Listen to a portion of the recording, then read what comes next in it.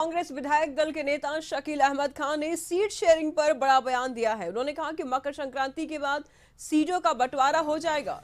गठबंधन के सभी घटक दल मिलकर के बातचीत करेंगे। उन्होंने कहा कि किसी तरह की कोई खटास नहीं है, सबको सम्मानजनक सीट मिलेगी।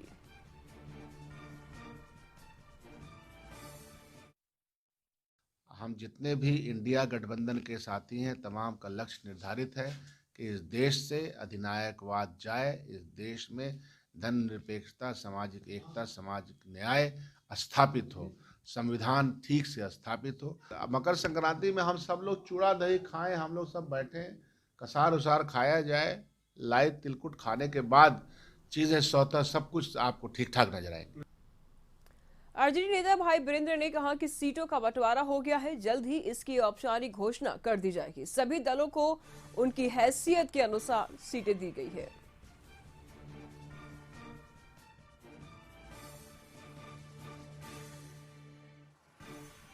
हमारे यहाँ एकदम स्मूथली सारे सीटों पर बंटवारा हो चुका है और जिसकी जमीनी हकीकत है उसको सीट मिल चुका है। लेकिन जदयू के लोग तो कह रहे हैं 16 पर ही लड़ेंगे। नहीं, ये आप लोग कह रहे हैं, आप लोग कह रहे हैं, जदयू नहीं बोल रहा है और न कोई पार्टी बोल रही है। हमारे यहाँ कोई लड़ाई सीट पर नहीं, हमारी लड़ाई एक ही है और हम लोगों ने कसम खाया है कि बीजेपी को देश से।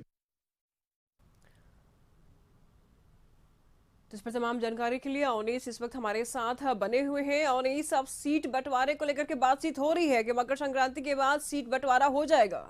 क्या लगता है, हो जाएगा सीट बंटवारा इस बार?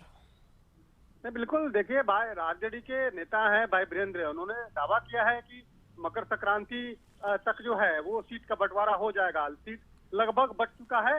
मीडिया में भले ही खबरें नहीं आ रही है, लेकिन जल्द ही मीडिया में भी औपचारिक ऐलान कर दिया जाएगा कि बिहार में इंडिया गठबंधन के तहत किन पार्टी को कितनी सीटें दी जाएगी। जिनकी जैसी हैसियत होगी जमीनी स्तर पर उनको उनकी हिस्सेदारी मिलेगी।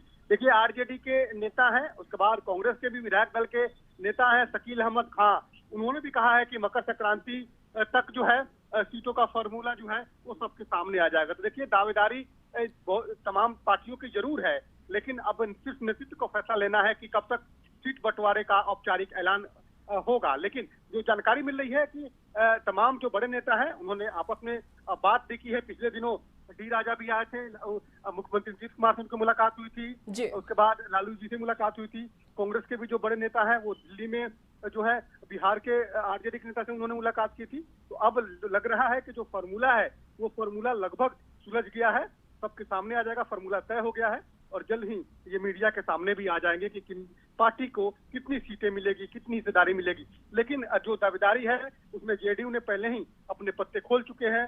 जेडीयू ने साफ तौर पर कहा है कि हम 16 से कम मंजूर नहीं है, जो 16 हमारी सीटिंग सीटें हैं वो तो हमारी है ही, बाकी आगे के लिए जो है हमारे नेतृत्व जो है वो इस पर चर्चा करेंगे। देखिए, जेडीयू लगातार शुरू से ही ये प्रेशर बना रही है कि जो उसकी 16 सीटिंग जो सीटें हैं जहां पर उसके सांसद जीत के गए थे 2019 के लोकसभा चुनाव में, वो सीटें उनको जरूर चाहिए। तो वैसे हालात में जो बचे सीटें हैं, जो 24 सीटें हैं, उन 24 सीटों में तमाम पॉलिटिकल पार्टियों को बांटना है, जिसमें कांग्रेस और लेफ्ट और आरजेडी जो है वो 24 सीटों के में अपने सामंजस्य बैठाएगा।